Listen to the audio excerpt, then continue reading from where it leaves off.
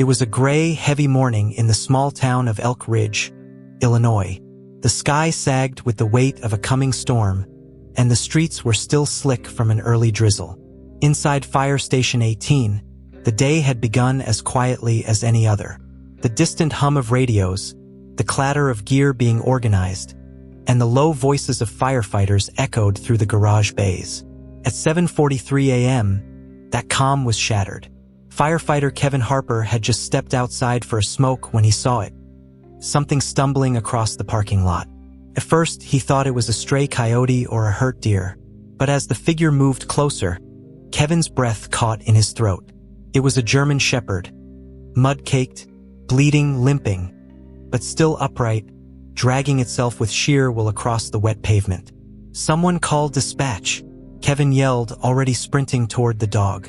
Officers from the Elk Ridge police substation next door rushed out at the commotion.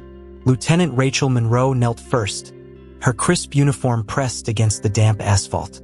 She reached a hand out slowly, her voice steady but soft. "It's okay, boy. You're safe now." The dog collapsed beside her with a deep, exhausted exhale. His body trembled, his chest heaved. Yet somehow, even in his broken state, his eyes remained alert, pleading, almost intelligent. Then Rachel saw it, the thick tactical collar around his neck. Standard issue for K9 units. But what stunned her wasn't the collar. It was what was attached to it. A burned strip of cloth, barely hanging on, covered part of a dark metal plate. As she peeled it back, she froze.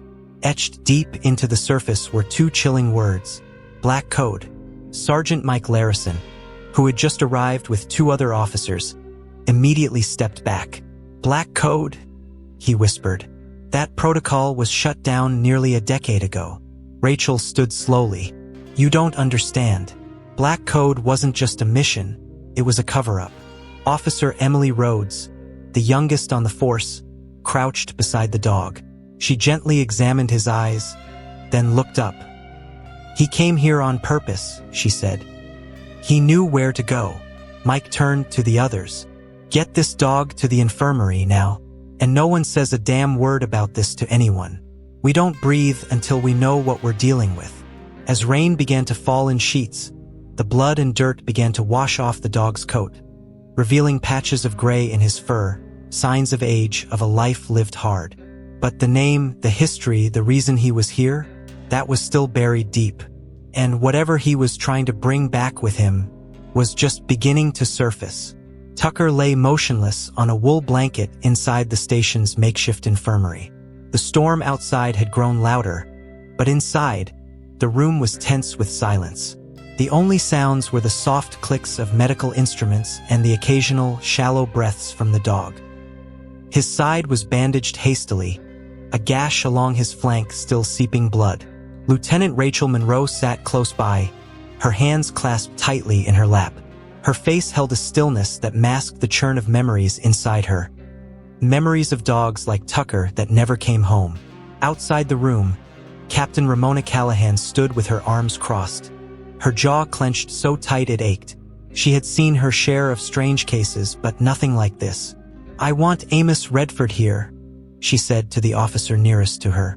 "If this is real, if that dog is who I think it is, then we're dealing with something we buried years ago." Her voice carried authority but also something else, fear. Amos arrived 15 minutes later. His presence turned heads. He moved slowly, like a man who'd learned to listen before speaking. His graying beard was trimmed, but his eyes, those eyes, were restless. When he stepped into the infirmary and saw Tucker, the air seemed to shift. He froze. For a long moment, no one said anything. Then Amos took a step forward and knelt beside the dog. Tucker lifted his head weakly and stared into Amos's eyes, and something unspoken passed between them. With careful hands, Amos reached for Tucker's collar. It was scorched, part of the leather strap peeling back, but the metal tag was still intact. As he turned it over, his breath caught in his throat.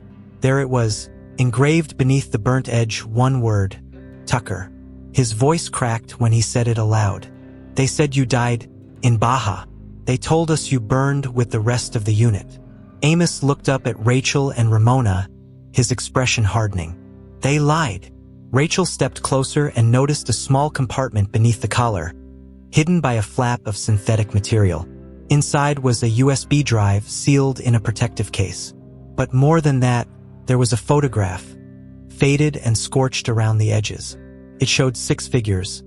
5 men in uniform, 1 dog at the center, all standing in front of a desert facility. The date in the corner read November 7th, 2020. And one of the men in that photo had been declared dead 7 years ago. Ramona's voice was quiet now, almost a whisper. This wasn't just a dog showing up wounded. Tucker came here with a message. Amos stared down at the photo, the lines on his face deepening. Whatever secrets they had tried to leave behind were coming back. The storm hadn't let up. Rain pounded the roof like a warning drumbeat, steady and relentless. Inside the operations room, a small team had gathered around a secure laptop. The USB drive retrieved from Tucker's collar was now plugged in, its tiny indicator light blinking like a heartbeat. No one spoke. Amos stood closest to the screen, arms crossed, jaw clenched. Ramona hovered behind him, her arms no longer crossed but limp at her sides. Whatever they were about to see, it would not be easy to forget. As the files loaded, a series of encrypted folders appeared, labeled only by dates and code names. Amos clicked the one marked Echo 12 Baja Debrief. A grainy video flickered to life. First static. Then the shaky footage of a desert compound came into view, exactly like the one in the scorched photograph. The timestamp matched. The camera zoomed in on a group of men entering a building. Voices echoed faintly, but one name could be heard clearly. Tucker, go! Rachel, who had joined them minutes earlier, leaned forward. That's him. He was there. He was leading the charge. The footage jumped, then turned black. After a pause, a voice began to speak over audio. It was calm, almost emotionless, but unmistakably American. Echo 12 was never meant to return. Any surviving assets are to be neutralized. Protocol Black Code is active. The file cut abruptly. Amos stared at the screen, frozen. His breathing had changed. Ramona noticed it first. That voice. You recognize it, don't you? He nodded slowly. He was one of ours. Major Callan Griggs. He was in charge of Echo 12's extraction. His voice lowered to a bitter murmur. They never meant to extract anyone. They sent us in to disappear. Ramona turned away, pacing. This goes beyond a bad mission. This is a buried operation. They burned the evidence, but somehow Tucker survived. She paused by the window, watching the rain. And if Tucker came back, it means someone else might have too. At that moment, Tucker let out a low growl from the other room. Not of pain, but of alert. Amos looked up, instinct kicking in. He hears something, he said. Rachel was already at the door, her hand on her sidearm. Outside, headlights cut through the rain. A black SUV had stopped across the street. The engine remained running. No one got out. The files had been opened. The past had been disturbed. And now, someone was watching. No one exited the black SUV. Its windows were tinted so dark they reflected only the rain and the red flicker of the station's security lights. Rachel stepped out first, her hand resting just above her holstered weapon. Behind her, Amos and Ramona followed, staying in the shadows beneath the station's awning. The air outside felt heavier than it should have. It wasn't just the rain anymore, it was the presence of something wrong. Amos narrowed his eyes. That's a federal model. Unmarked. Government issue. We used those for silent transport missions back in the day. His voice was low, tense. Rachel looked over her shoulder. Are you saying someone from your past is parked outside our station right now? Amos didn't answer. He didn't need to. Suddenly, the SUV's headlights blinked once, then went dark. The engine cut. For a long moment, nothing happened. Then the driver's side door cracked open, just an inch, and a folded piece of paper was tossed onto the wet pavement. The door shut again. No one got out. The SUV pulled away slowly, tires hissing across the soaked asphalt, disappearing into the night like it had never been there. Rachel rushed forward, scooping up the paper. It was soaked, the ink already bleeding from the rain, but one sentence was still legible. "Stop digging. Tucker was never yours." Back inside, Amos dried the note under a desk lamp. "They know he's here," he said quietly. "They let him come this far, but now they're drawing the line." Ramona leaned on the edge of the table, her fingers drumming nervously. "Why warn us instead of just taking him?" she asked. Amos stared at the paper, then at the door to the infirmary. "Because they're scared. If Tucker remembers more, if he's carrying something else, they won't want to act until they're sure what we know." Tucker barked once from the other room. Not a warning this time, but a short, sharp signal. Amos moved fast, entering the infirmary to find the dog alert, standing now, wobbly but focused, his eyes fixed on the far wall. Something had changed.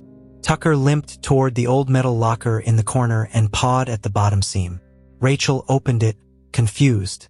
Inside, taped to the underside of a first aid kit, was another device.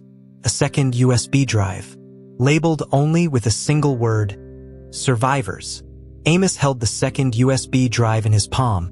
The word "Survivors" scrawled across it in thick black marker. There was something unsettling about how crude the label was, like it had been written in a rush with urgency or desperation. Ramona closed the infirmary door behind them as Rachel retrieved a separate, offline laptop from the evidence locker, one not connected to any network. "Whatever's on here," Rachel said. "We open it where no one's watching." The room was silent as Amos plugged the drive in. The screen flickered, then loaded a folder with only 3 video files and 1 audio log. The first video opened with a shaky camera pointed toward a medical tent, somewhere dusty and remote. 2 men were on cots, bandaged, barely conscious. But the camera focused on someone else.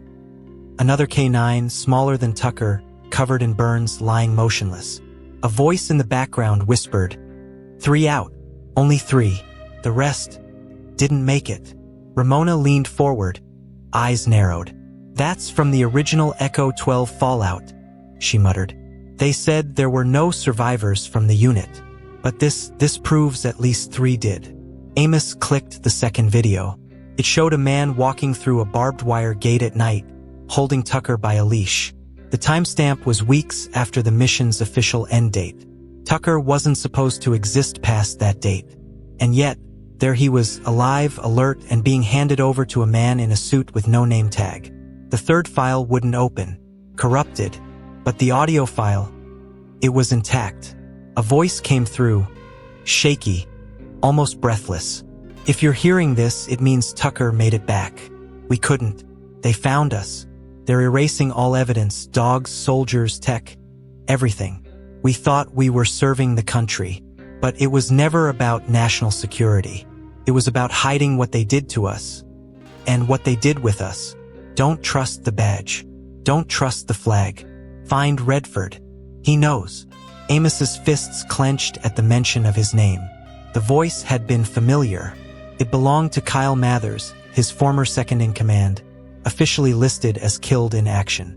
Ramona turned to Amos slowly, her voice just above a whisper. "You never told us he survived." Amos shook his head. "Because I didn't know. I buried him. I carried his tag. But if Kyle had lived, and Tucker made it back, then what else was still out there?" For the first time since arriving, Tucker was standing on all 4 legs. He moved with a slight limp, but his posture had changed. He was focused, alert, driven by something no one in the room could fully explain.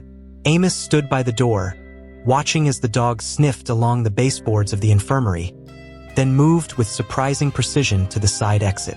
"He's tracking," Amos said, his voice tight. "Not just reacting, he remembers something." Outside, the rain had slowed to a drizzle, the kind that clung to the skin and made the world feel colder than it was. Tucker led them across the back lot of the station, nose to the ground, weaving between the old fire trucks and into the woods behind the fence line. Ramona hesitated. "Are we really following a wounded dog into the woods based on a hunch?" Amos didn't even look back. "No, we're following a survivor who came back for a reason." They moved in silence, the only sounds being the crunch of damp leaves underfoot and Tucker's steady breath. After about a quarter mile, Tucker stopped. He stood at attention in front of a rusted-out communications shed, long abandoned and nearly swallowed by the overgrowth. This place was sealed after the tornado in 17, Rachel said. They said it wasn't safe. Amos gave her a look. Safe from what? Inside the shed, the air was thick with mildew and rot, but Tucker moved straight to the far corner and pawed at the floorboards. Amos knelt beside him and pried up a section of rotted wood, revealing a metal lockbox, military issue, with his initials R scratched faintly into the top. His breath caught. I left this here the day we deployed, he muttered. How the hell did Tucker remember? Ramona opened the box with shaking hands. Inside were old maps, sealed orders, and a second, older dog tag belonging to Kyle Mathers. Alongside it was a handwritten note in faded ink. If Tucker returns, they failed to kill the truth. Rachel stepped back. This was never just about one dog. This is about what they tried to erase. Suddenly, a distant sound echoed through the trees. Low, rhythmic, mechanical. Helicopter blades. Not approaching fast, but circling. Ramona's eyes went wide. They know we opened the files. Amos looked down at Tucker, who stood perfectly still, eyes fixed on the sky. He didn't bark. He didn't run. He waited, like he'd always known this moment was coming. The sound of helicopter blades grew louder, steady and controlled. Not fast enough to signal an urgent landing, but unmistakably deliberate. Rachel instinctively turned off her radio, nodding at Ramona and Amos to do the same. They all knew that type of flight path. It wasn't a rescue. It wasn't surveillance. It was a search pattern. Someone was sweeping the area, quietly. Tucker stayed low, his body tense, ears flicking with every pulse of the rotor above. He moved with a precision that only a trained K9 could manage. This wasn't panic, it was strategy. He nudged Amos gently, then darted out of the shed and into the tree line. He wants us to move, Amos said, grabbing the metal lockbox and slinging it into a weathered satchel he carried over his shoulder. Now, they pushed deeper into the woods, using the natural cover of the dense forest to shield them. The helicopter veered away momentarily, and for a few precious minutes, the only sounds were their own breathing and the quiet rhythm of Tucker's paws on the wet earth. They'll come on foot next, Ramona whispered. They don't need to chase us. They just need to contain us. Her voice was grim. This isn't about arrest. It's cleanup. After about half a mile, Tucker stopped near a crumbling stone wall, remnants of an old foundation from a building long lost to time. There, hidden beneath moss and rotted wood, was a concrete storm drain just wide enough for a person to crawl through. Amos knelt beside it, checking for traps. We used this during drills in the late 90s. It leads under the city into the old service tunnels. They're off-grid. If we can make it through. A sudden crack echoed behind them, twigs breaking. Not animals. Boots. Multiple. Rachel raised her weapon, signaling them to move. Tucker slipped into the tunnel first, with Amos close behind, carrying the satchel. Ramona followed. Then Rachel covered the entrance for a final second before crawling in and pulling the brush back over the opening. The darkness swallowed them whole. Inside, the tunnel was cold and narrow, the walls damp and flaking with mold. But Tucker moved without hesitation, leading the way. He stopped only once, at a fork in the path, and chose the left corridor. Amos trusted him completely. He's not just remembering, Amos muttered. He's retracing. Rachel, crawling just behind them, asked, retracing what? Amos didn't answer right away. Then he whispered, the last escape, the one that failed. The air in the service tunnel was thick with age, stale, metallic, and tinged with the scent of oil and rust. Tucker moved steadily ahead, his body low, ears twitching at every faint sound. The farther they crawled, the more it felt like stepping backward through time. Water dripped from above, echoing through the darkness like distant whispers. Amos kept one hand on Tucker's back, the other gripping the satchel with the lockbox inside. Every few feet, He looked back to make sure the others were still behind. After about 15 minutes, Tucker stopped. His nose pressed against a narrow seam in the wall, a false panel barely visible in the dim light of Amos's flashlight. Amos stepped closer, running his fingers along the seam. "This wasn't on any of the maps," he said quietly. Rachel examined the edges, noting the worn markings around it. "Someone's been here before. Recently." She looked down at Tucker. "He's not just remembering the past. He's tracking someone." With effort, Amos pried the panel loose, revealing a short side passage leading to a hidden chamber. The walls inside were lined with old metal shelves and crates, most labeled with faded numbers and cryptic codes. But in the center of the room stood something unexpected. A large storage case, government-issued, sealed tight and marked with a red triangle. "Confidential. Level 7. Ramona approached it cautiously. These crates were used for experimental gear, tracking implants, neural enhancements, tech that never went public. Amos's face darkened. "They tested that stuff on the dogs." Rachel looked at him, stunned. "Tucker." Amos nodded slowly. "He wasn't just trained. He was modified." His voice dropped lower. "They were building memory loops, embedded recall systems so the dogs could carry intel across enemy lines, and remember locations without GPS." Tucker stepped forward and nudged the crate with his snout. Amos understood immediately. He unlatched it, and inside, among cables and equipment, were 3 small canisters labeled Subject K9A1, K9A2, K9A3. Each had a symbol etched onto it, a paw print, a barcode, and a name. The last one read, Kyle Mathers. Rachel staggered back. "They weren't just testing on the dogs," Ramona whispered. "They were testing on the soldiers, too." Behind them, a soft creak echoed from the tunnel, one not made by any of them. Tucker turned sharply, body tense, growling low. Someone else was down there. Someone who didn't want them finding this place. And now it was too late to turn back. The footsteps echoed again, closer this time. Measured, heavy, deliberate. Tucker was now fully alert, his body stiff, teeth bared. His growl became a constant hum, low and dangerous. Amos raised his hand to silence the others, pressing his back against the wall of the hidden chamber. The small flashlight in his hand shook slightly, and not from fear, but from adrenaline. "They followed us," he whispered. "Whoever was in that SUV. They're here." Ramona drew her weapon slowly, her breath shallow. Rachel crouched near the tunnel entrance, gun in hand, listening carefully. A faint beam of light swept across the tunnel walls just beyond the chamber searchlights. Someone was scanning the dark. Then a voice broke the silence. Male. Calm. Cold. "Agent Redford, Captain Callahan. This is your only warning. Leave the contents and walk away." Amos stepped forward, rage rising in his voice. "You buried us. You lied. You destroyed lives, dogs, soldiers, civilians. And now you think you can erase it all again." There was a long pause. Then the voice returned, this time with a strange finality. "No one who remembers Echo 12 is allowed to leave this tunnel." A flashbang rolled into the chamber. "Down!" Ramona shouted. The blast went off with a deafening crack, white light flooding the room. Ears ringing, vision blurred, Amos shielded Tucker with his own body.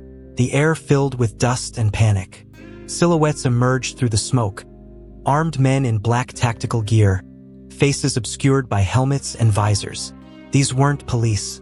These weren't even military. They were ghosts. But Tucker didn't freeze. Despite the noise, despite the chaos, he charged forward with a force none of them expected from a wounded animal. He sank his teeth into the lead assailant's arm, dragging him to the ground as Ramona and Rachel opened fire. 2 more men fell. The chamber became a war zone, brief, brutal, and intimate. Amos reached the crate and grabbed the 3 canisters marked with K9 and Kyle Mathers' name. "We don't hold this ground," he shouted. "We expose it." Ramona nodded, signaling for Rachel to cover them. They moved back through the secret tunnel, Tucker limping behind, blood on his coat. Not all of it his. They emerged through a side grate beneath the old courthouse downtown. Sirens blared in the distance. Not aimed at them yet, but coming. Amos clutched the satchel close to his chest. "The truth's out," he said, eyes fierce. "Now we make damn sure the world hears it." And behind them, deep in the darkness of the tunnel, someone was still moving. The morning sun rose over Elk Ridge with a quiet defiance, cutting through the mist like a blade. Downtown was just beginning to stir when Rachel pulled up in front of the old courthouse steps, her cruiser idling. Inside the building, Amos Redford stood before a cracked mirror, adjusting his tie. Not a uniform, not tactical gear, just a plain suit, the same one he wore when he left federal service years ago. Today he wasn't a ghost. Today he was a witness. Tucker sat beside him, bandaged but alert. His eyes, once clouded by pain and instinct, now burned with purpose. The night's chaos had left scars on them all, but Tucker had led them out. Again. Amos knelt beside him, resting a hand on the dog's head. "You were never just a tool," he whispered. "You were family, and you remembered when none of us were allowed to." Tucker's tail thumped softly against the floor. Ramona stepped in, holding a sealed envelope. "The data's been copied and encrypted. We've got the names, the documents, the logs, and Kyle's voice. We hand this off to the press and every oversight committee still breathing." Amos looked at her. "They'll come after us." She nodded. "Let them. But this time we have evidence." The press conference was scheduled for noon. Just before the cameras rolled, a single black car stopped at the edge of the square. No plates, no markings. Amos saw it but didn't flinch. Whoever sat inside didn't step out. They were watching, waiting, but no longer in control. Rachel stood at the podium, voice firm as the cameras went live. This town became the last stop for a truth buried under black ink and silence. What we reveal today isn't just about a mission gone wrong. It's about a system that tried to erase its mistakes, and the ones who wouldn't let it. She turned to Tucker, who sat at the edge of the stage. This dog, this soldier, came back to finish what others couldn't. Later that night, Amos and Tucker sat alone on the steps of Station 18, watching the quiet street. Flashbulbs had faded. The files were now in public hands. There was no going back. Amos lit a cigarette, took a slow drag, and looked down at the dog who had once been presumed dead. "We made it, didn't we?" he said softly. Tucker looked up at him, eyes full of something deeper than instinct, memory, loyalty, pain, and peace. And for the first time in years, Amos smiled.